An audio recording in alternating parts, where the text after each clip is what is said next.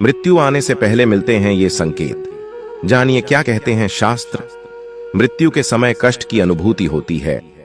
मनुष्य का जन्म 9 महीने तक माता के गर्भ में रहने के बाद होता है।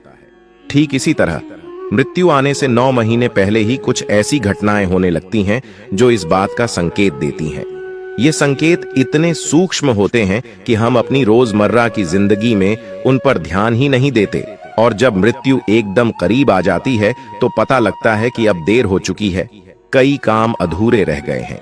ऐसी स्थिति में अंतिम क्षण में मन भटकने लगता है और मृत्यु के समय कष्ट की अनुभूति होती है। पुराणों के अनुसार अगर मृत्यु के समय मन शांत और इच्छाओं से मुक्त हो तो बिना कष्ट से प्राण शरीर त्याग देता है, और ऐसे व्यक्ति की आत्मा को परलोक में सुख की अनुभूति होती है। योगी, मुनि और पुराणों की माने तो मृत्यु का समय करीब आने पर सबसे पहले नाभि चक्र में गतिविधियां शुरू हो जाती हैं। ज्योतिष शास्त्री पंडित जय गोविंद शास्त्री बताते हैं कि भारतीय योग विज्ञान के अनुसार मनुष्य के शरीर में 7 चक्र होते हैं। सहस्रार, शीर्ष चक्र, आज्ञा, ललाट चक्र, विशुद्ध, कंठ चक्र, अनाहत, हृदय चक्र, मणिपुर, सौर स्नायुजाल चक्र, स्वाधिष्ठान, त्रिक चक्र, मूलाधार, आधार चक्र। जब मनुष्य प्राण त्याग करता है, जो इन्हीं चक्रों में से किसी चक्र से आत्मा शरीर से बाहर निकलती है।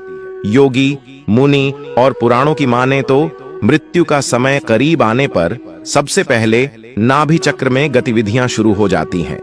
नाभि चक्र यानी कि मणिपुर ध्यान चक्र टूटने लगता है। नाभि शरीर का केंद्र स्थान होता है जहां से जन्म काल में शरीर की रचना शुरू होती है।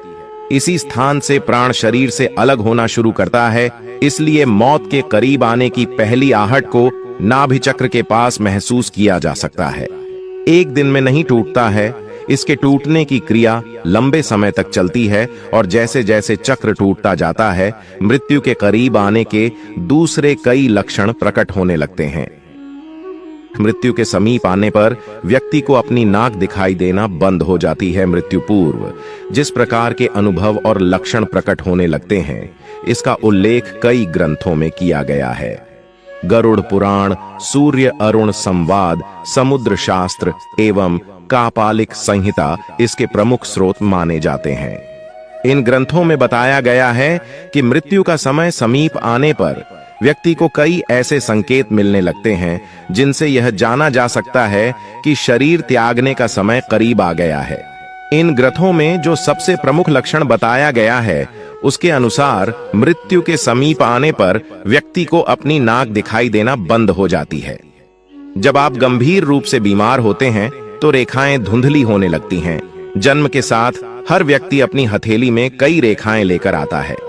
हस्तरेखा के जानकर कहते हैं कि यह ब्रह्मा का लेख होता है, जिसमें व्यक्ति की सांसें यानी वह कितने दिन जीवित रहेगा यह लिखा होता है। हस्तरेखा पढ़ने वाले इन्हीं रेखाओं को देख पढ़कर व्यक्ति की भविष्यवाणी करते हैं। अगर आप भी अपनी हथेली में मौजूद रेखाओं को गौर से देखेंगे तो पाएंगे कि यह रेखाएं समय समय पर बदलती रहती हैं। जब आप गंभीर रूप से बीमार होते हैं तो रेखाएं धुंधली होने लगती हैं। समुद्र शास्त्र कहता है कि जब मृत्यु करीब आ जाती है तो हथेली में मौजूद रेखाएं अस्पष्ट और इतनी हल्की हो जाती हैं कि यह ठीक से दिखाई भी नहीं देती हैं। मृत्यु के करीब पहुंच चुके व्यक्ति को अपने आसपास कुछ साइयों के मौजूद होने का एहसास होता रहता है।